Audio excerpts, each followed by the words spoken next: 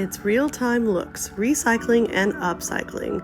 Welcome! This is episode 1, Breaking Down an Aluminum Can. Let's get going, shall we? Today we're going to be breaking down entire aluminum cans of various sizes in real time to demonstrate not only how to do so, but how useful each and every part of an aluminum can be. I've made tutorials for this already, but this is an unedited real-time video to give you a closer look at the entire process and help you through it if needed. First up, helpful tools. I use this box or utility cutter, which was only 100 yen at my local Daiso. Very affordable. I also use these scissors, which are rated for heavy crafting projects, but honestly, I've also used regular 100 yen scissors as well, with little to no issue. Aside from those two main tools, there is an optional third tool that I've only recently discovered is not as common outside of Japan. This is a rotary can cutter. Its only function is to remove the top and bottom discs from the cans, which you can do by hand with a little extra effort. Let's choose our first can. That's right, we'll start with the shorter, wider can, using the rotary cutter you saw before, but I'll also show you afterwards how I harvest without such a tool. To begin with, remove the tab from the top of the can, add it to your stockpile, and know that this is the easiest part of the process. These tabs can be used for small keychain projects, especially when combined with crochet, like these little cat keychains. Ooh, I love them so much. So many colors, so many types. Next, we normally start cutting with our utility blade around the top circumference of the can, but for this demonstration, I'll be using my rotary cutter, just to give you an example of how it works. It takes a while to get used to the process and is even more difficult when you have to hold it at an awkward angle while filming, but eventually you'll get the results you're looking for. Here you can see I need to unwind the circular blades until they're touching the rim of the can, and then you move them against the can to make the cut. Twist, twist, twist. Once you hear the metal drop, you know you've done it right. Unwind the circular blades, put aside, and collect the top part of the can. This is a very useful part of the can that you can use for lots of flat art projects. I've made magnets and keychains from trading cards, can art, stickers, fabric, and more. You can glue your designs straight onto the metal with hot glue or an appropriate adhesive, or even seal them with Mod Podge or resin for a longer lasting finish. I've also used pliers to bend the excess metal inward to hold the designs without adhesive with great success. Overall, this is a great part of the can and should be used in your recycling projects. Very nice. Next up, we're going to make that cut I spoke of earlier on the top of the can. You're going to cut right on the curved part on the top of the can all the way around using your utility cutter. Make sure your blade isn't too long, as a shorter blade gives you more control. I tried to use a push and slide movement to ensure a clean cut that also doesn't leave a razor sharp edge to the metal. People ask me all the time, how do you not cut your hands every time you do this? But as you can see here, this method of cutting will help to dull the edges. Once you've reached the last little bit, you can rock the cut piece back and forth to break it away. Be careful, as this part can be a little sharp since it was not cut with pressure. The rest of the ring should be pretty safe to touch. Just don't run your hand along it quickly. Before we continue with the rest of the can, let's break down this top part into further usable pieces, namely the ring and these bright aluminum parts. Using your scissors, you'll want to make cuts that form little squares of aluminum right up to the ring. It's okay if they're not perfect squares, they'll still be useful in the end. Depending on the size of the can, you'll be making anywhere from 10 to 20 cuts for this part. I take my time and imagine what these pieces will become once they've been harvested for a future project. The future, one can only wonder. Once all the cuts are made, you're going to very carefully start with one square, pulling it inward and down, and then wiggling it to free it from the ring. It should come off pretty easily, but if not, just keep working at it until it gives in to your demands. Continue this process all the way around until the aluminum pieces are all removed from the ring. The first piece is always going to be the hardest, but it does get easier as you keep going and make more room for your hands to maneuver as you do so. This is the same process you'll be doing even without a rotary cutter. You just won't have as much space to maneuver the squares. It's still doable, but it will take a bit more time and effort. I mean, if it was super easy, I'd assume everyone would be recycling and upcycling. No? Just me? Oh, Even so, in no time at all, you'll be finished with this part of the process. You'll be finished with this part of the process, leaving you with a gorgeous ring of aluminum to use for future projects. If you did this part correctly, the inside of the ring shouldn't have any leftover aluminum to it, making it safe to touch. I believe this is one of the more versatile parts, as you can make fidget keychains, earrings, magnets, art pieces, costume material, mini game pieces, and more. So all in all, a great part of the aluminum can. The small squares you harvested also have endless potential. I'm collecting enough to start a mosaic piece, which I think will work well with all the weird shapes and mixed colors I've collected over this past year. You could also use them as decorations on other projects. They could be fun accent squares, pops of color, change in texture, and so much more. Honestly, there's endless uses for these and most pieces you harvest from your can. I suggest storing them in a container that won't open if it's easily knocked over. Now that that's out of the way, we can continue the harvest. Normally, I use my rotary cutter on both ends before I start with my utility blade, but I guess my excitement got the best of me today, so you can enjoy my struggle. It's much harder to make this cut when you have one wobbly open end of the can, so I don't suggest copying my technique in this moment. Again, you have to adjust the circular blades to fit the opening and then twist, twist, twist until you feel the cut has been made.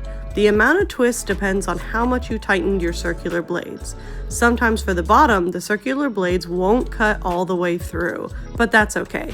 You can just apply some pressure and it'll pop right off since you've cut most of the way through. You can see right there it is, and then pop, perfect. This piece of the can is also very useful for various projects. I like using it for fabric pins and magnets because the curved surface really shows off the design quite nicely. But you can also apply stickers or draw on your own designs as well. Very versatile, very nice. Now we just need to remove the bottom disc from the colorful design of the can. Find the best line to cut down the can where the design isn't as pretty or there is a sort of division of graphics and information on the can. Be sure you don't cut down too far and that you make concise cuts with your scissors. Slow and steady will definitely win this race. Still cutting, there it is. Insert your hand carefully to make a wider opening to maneuver your scissors so you can cut all the way around. You could use your utility blade for this part, but I found that scissors give you greater control, and if you make your cuts just right, you won't have any jagged pieces sticking out afterwards. Again, slow and steady is truly best for this part of the process. I'm also going a little bit slower for demonstration purposes. I'm normally a little bit faster than this, I promise. If you made your cuts carefully enough, you'll note that this sheet of aluminum with designs that you have harvested isn't razor sharp on the edges as one would imagine. Still, use caution and slow, deliberate movements. Don't toss that second metal disc you harvested. You can use it as is or fold it upon itself from the outside to hold a piece of art in place. I love how this looks with trading card designs, turning them into keychains, window art, magnets, etc. Beads and string through small holes punched into the disc make for great fidget keychains. And I mean, they're just cute to boot. Now, for the part you've all been waiting for, how to flatten your can for easy storage. Obviously, your can doesn't want to sit flat, so you have to make it flat. I use a surface that has a 90-degree angle. Normally the edge of my table, but for demonstration purposes, this awkward container will still get the job done. Putting your rectangle of metal with the design side down, and applying steady pressure on the edge of the item or table, moving the sheet slowly along as you do so, is really the secret to this trick. After the first few times you do this, you'll get a feeling for it and it will become much easier. I'd usually have lots of room to maneuver when using a table, but I shall struggle so I can show you exactly what I mean for this demonstration. Even with my challenges, the sheet became almost completely flat with just one go. If it doesn't look flat enough for you in certain areas, you can do the process again and again until it's flattened to your likeness. I prefer storing my cans this way because they will not try to turn up again in the future, and it saves a lot of space putting them all together. Look at that, that's like eight sheets all together. It takes up no space. With this lovely piece of flat aluminum, you can now make so many wonderful recycled projects. My current favorite is a koi design that uses 3 separate pieces of aluminum stacked together. This really lets you make a mix and match design or a uniform design for a more coherent piece. My little goldfish are also one of my favorites. I love them especially in this orange mix color, but the beetles will always have a special place in my heart. Too cute. The koi are certainly right up there on the top. They're wonderful. I love them. Couldn't make enough. There are more difficult and advanced projects I've worked up to through my year of trial and error with aluminum, including these layered keychains in both heart shape and circular shape. They combine cutting and shaping aluminum with some basic sewing techniques, which I find fun but also tedious. You could also use the design on prior projects we spoke about, using them with other parts of the can in tandem. I've said it before, I'll say it again, the possibilities are endless. Now with the full demonstration at slower speed out of the way, I'll go ahead and show you guys how I harvest in real time a smaller can that won't fit into my rotary cutter. The tab is already taken off, so we can get right into cutting in with our utility blade. The steps are all completely the same. Literally, no matter what size can you're using, the steps will always be the same. That is to say, you could do these steps completely in whatever order works best for you. I'm just showing you what I found to be the most helpful for myself, and that's usually working top, bottom, cut through, and then enjoy, basically. To separate my mosaic squares from the ring, I would do the same technique as before, but I would leave the ring attached to the top disc unless I need it for another project. Once you've separated that top ring, you can go ahead and move on to the lower disc with your utility blade once again. You can actually elongate the blade to make longer cuts since you have more control with a smaller can. I will say though, the longer the blade, the more slowly you should be cutting here. I can quickly finish this part of a small can in no time at all. You can note the sawing motion in action here. That's vital to how I make these cuts so precisely, so smoothly, and actually kind of quickly. Now that we're almost through, we do the last little tug. Bam, there you go.